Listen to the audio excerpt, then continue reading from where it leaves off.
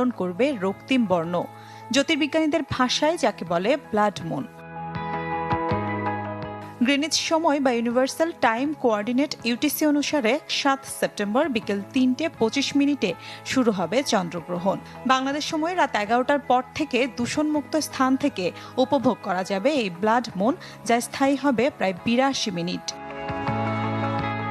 নাসার তথ্য বলছে, এশিয়া, অস্ট্রেলিয়া, আফ্রিকা ও ইউরোপের প্রায় ৬২০ কোটি মানুষ এই অনবদ্য দৃশ্যের সাক্ষী হবেন।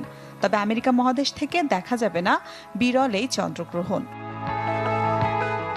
সূর্য চাঁদের মাঝখানে পৃথিবী এক সরল রেখায় চলে এলে পৃথিবীর ছায়া চাঁদের উপর পড়ে, আর তখনই হয় চন্দ্রগ্রহণ।